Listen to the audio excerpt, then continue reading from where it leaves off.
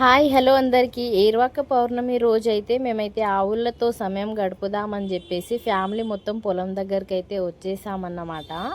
పొలం దగ్గర అయితే దగ్గరలో గౌశాల ఉంటుంది. చూడండి, ఇక్కడ హౌస్ ఉంది ఆవులకి నీళ్ళు తాగడానికి.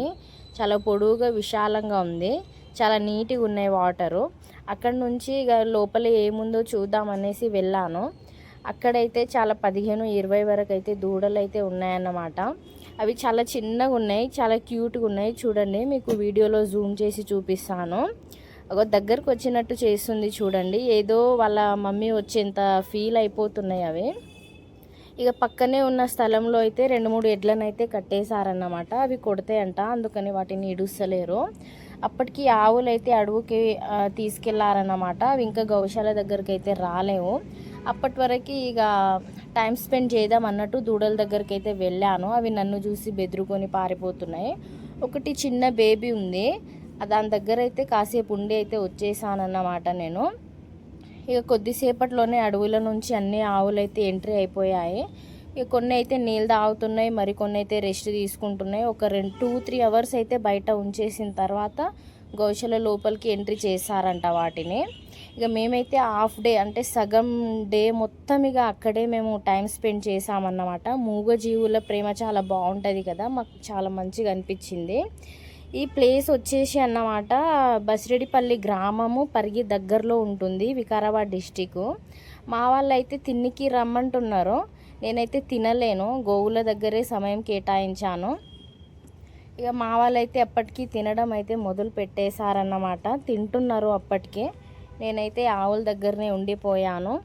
కొన్ని ఆవులు అయితే దగ్గరకు వస్తున్నాయి, అవేదో తిండి పెడుతుంది అన్నట్టుగా ఫీల్ అయ్యి దగ్గరికి వస్తున్నాయి అన్నమాట. ఎందుకంటే వాటికి అలవాటు ఉంది. ఇక కొంతమంది చాలామంది వరకు అయితే ఆవులకి బెల్లం గిన లేకపోతే భక్షలు బిస్కెట్స్ అట్లా వచ్చి తిండి పెట్టి పోతారంట. సో అలాగని చెప్పేసి మేము కూడా ఏమన్నా తీసుకొచ్చామేమో అన్నట్టు అవి పాపం దగ్గరకు వస్తున్నాయి. కానీ అన్నిటికీ భక్షలు చేసి పెట్టాలంటే కష్టం కదా, అందుకని మేము కూడా ఏం తేలేము. కాసేపు అయితే అక్కడ టైం స్పెండ్ అయితే చేసామన్నమాట. ఈ గౌశాల వచ్చేసి శ్రీ శ్రీ శ్రీ దత్తాత్రేయ స్వామి వారిది. ఈ స్వామివారి దగ్గర అయితే ప్రతి ఒక్క వ్యాధికి ఔషధం అనేది ఔషధంకి సంబంధించిన మందులు అయితే ఉంటాయన్నమాట. ఇది బసిరెడ్డిపల్లి విలేజ్లో ఉంటుంది. ఈ గౌశాల మొత్తం తనదే అన్నమాట. మొత్తం విశాలమైన ప్లేస్లో చాలా మంచిగా ఉంది వాతావరణం. అక్కడైతే నిర్మాణం చేయబడి ఉందన్నమాట.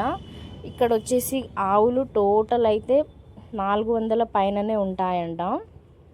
ఎవరైనా మీకు ఇలా గోవులతో సమయం గడపాలి అని అనుకునేటోళ్ళు వచ్చి మంచిగా ఒక డే మొత్తం టైం స్పెండ్ చేసి వెళ్ళొచ్చు అన్నమాట. వాటిని మేపడానికైతే ఒక 4 అయితే ఉన్నారు అక్కడ, కనిపించింది కదా మీకు వీడియోలో. 400 గోవులకి ఓన్లీ 4 మేపేటోళ్ళు ఉంటారు. అవైతే చాలా మంచిగా ఉన్నాయన్నమాట. నాకైతే అక్కడ వాటిని విడిచిపెట్టి అస్సలు పోబుద్ధి అయితే కాలేదు. మా పిల్లలు, మా అన్న వాళ్ళు, మా వదిన వాళ్ళు అందరిగా అక్కడే ఉన్నారు, తినేసి నా కోసం వెయిట్ చేస్తున్నారు. ఇక నేను కూడా సరేలే పోదాం అన్నట్టు కాసేపు వాటితో సమయం గడిపిన తర్వాత ఎక్కడి నుంచి ఇంటికైతే వెళ్ళే సమయం అయ్యిందని చెప్పేసి ఇక బాయ్ బాయ్ చెప్పేద్దాం అన్నట్టు మళ్ళీ ఇంకొకసారి వాటి దగ్గరికి ఎంట్రీ అయ్యాను. అప్పటికే కుక్కలు కూడా నన్ను అసలు విడిచి ఉండటం లేదు, చాలా క్యూట్గా ఉన్నాయి. మా వదిన అయితే అక్కడ చిన్న దూడని పట్టుకుందామని చాలా ప్రయత్నిస్తుంది, కానీ పాపం అది తన తల్లి ఇప్పుడే వచ్చింది కదా, తల్లిని విడిచిపెట్టి అసలు రావడం లేదు. ప్రయత్నించింది.